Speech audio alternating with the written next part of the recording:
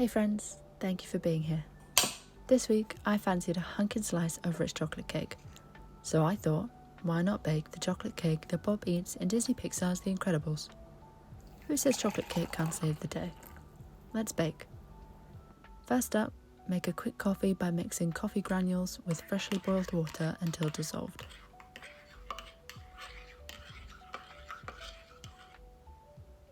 Set aside to cool for a little while.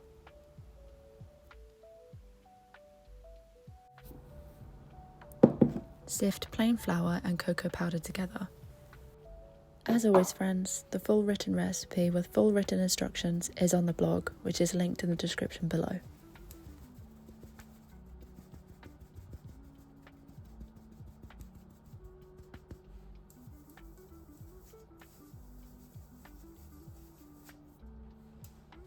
Add in caster sugar, and then light brown sugar too. Spoon in some baking powder and some bicarbonate of soda. Finish with a pinch of salt. Give the whole lot a good whisk to bring it all together. Be sure to press out any lumps of light brown sugar here.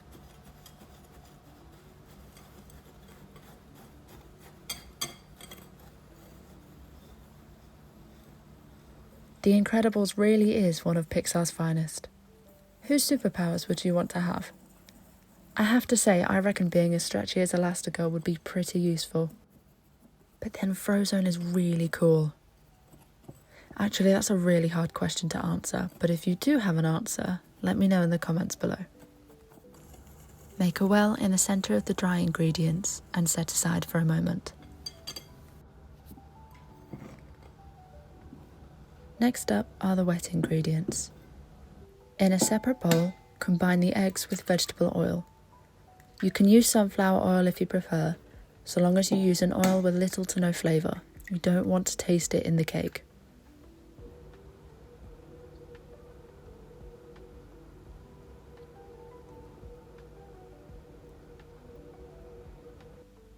In goes the Greek yogurt. You can use natural yogurt if you prefer, or even sour cream. This and the oil are what make this cake so moist. Lastly, a touch of vanilla extract. Whisk the wet ingredients together until smooth.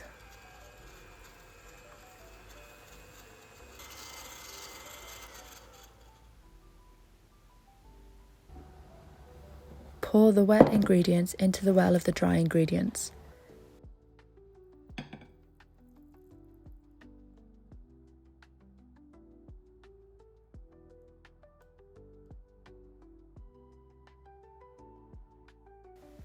Then beat everything together into a thick, smooth batter.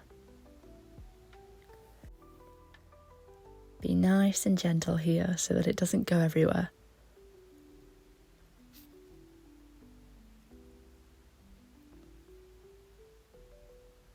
I already want to eat it.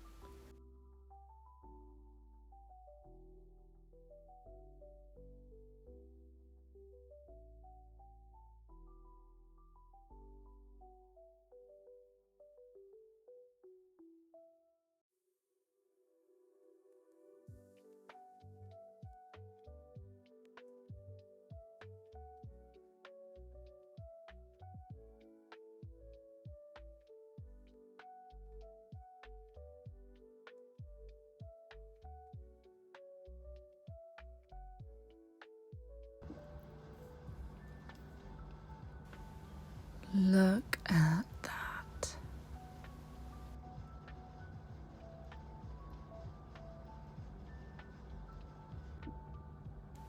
Add half the coffee to the batter, trying not to spill it like I did. And give it a gentle whiz until smooth.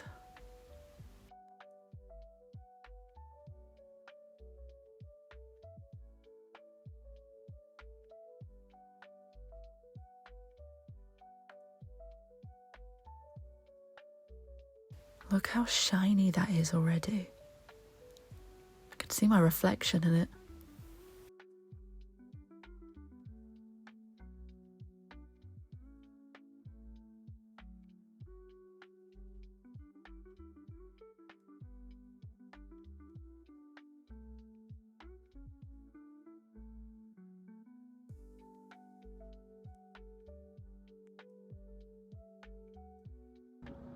Repeat with the rest of the coffee. It'll be similar to pancake batter once you're done.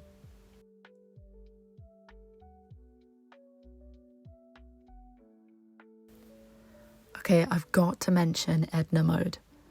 She's iconic. Brad Bird, who wrote and directed the film, even gave Edna her voice, which makes it even better. What a great character.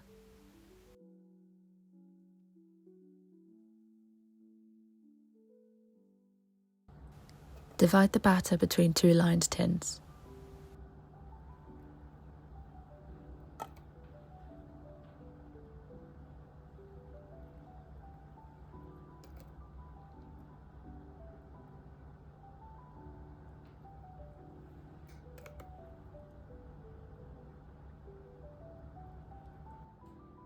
If you make a mess like me, just roll with it. No stress. Trust me when I say this cake is so decadent, everyone will be wanting a second slice. Or third. You want to bake this cake at 180 degrees Celsius or 160 fan, which is 350 degrees Fahrenheit, for around 30 minutes. Mine were baked after about 33 minutes. Once your cake is baked and cooling, start prepping the buttercream.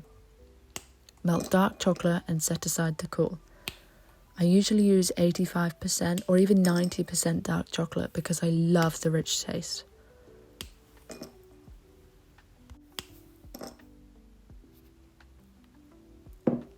Beat the butter to loosen it. This just makes combining the butter and sugar easier.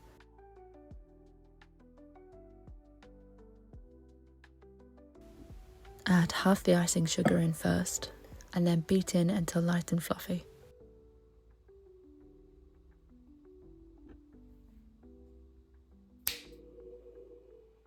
Repeat with the other half of icing sugar. In goes a splash or 2 of evaporated milk. Now, evaporated milk gives buttercream a really light, mousse-like texture. The lightness of this frosting matched with the cake is a delicious combination. It's a match made in cake heaven.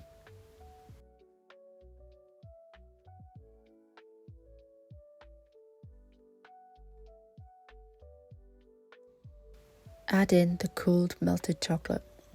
I did this in 2 halves so I could adjust by taste.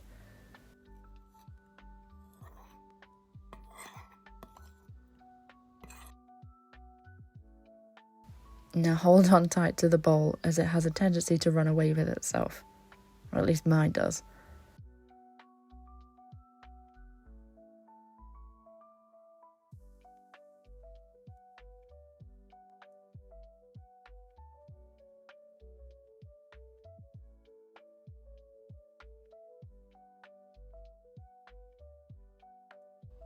I mean, this is a chocolate lover's dream.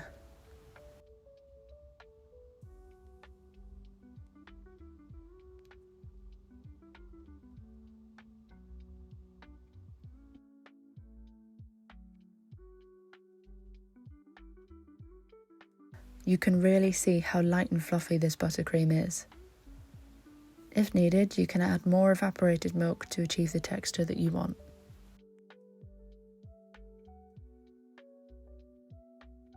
And now we decorate.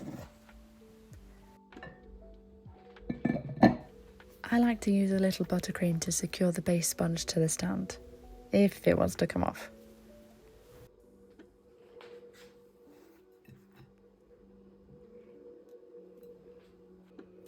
Piping is entirely optional.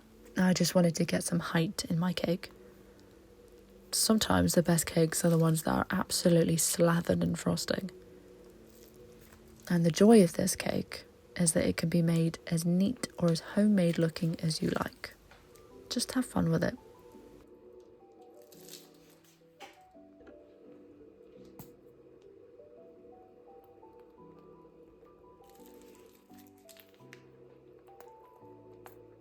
Just a little swirl to finish. pop on the top layer and slather the remaining buttercream all over your delicious chocolate cake. Now this frosting goes on like an absolute dream. I'm literally just layering it on as I go. There is no rhyme, no reason, no plan.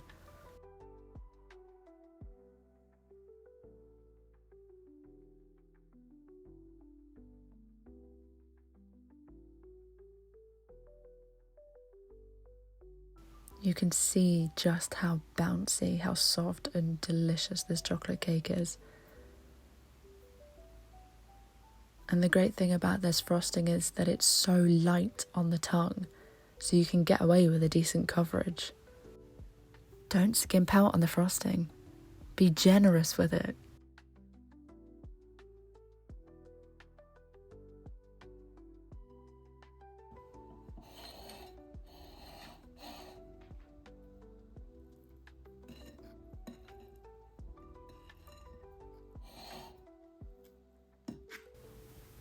Neaten if desired. It doesn't need it, but it's your choice. There you have it, friends. Bob's chocolate cake from The Incredibles. Okay, but just watch how this knife goes through the cake.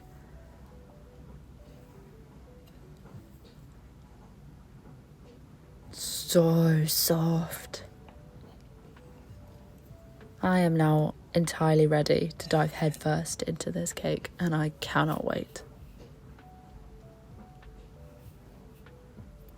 Thank you for watching, friends.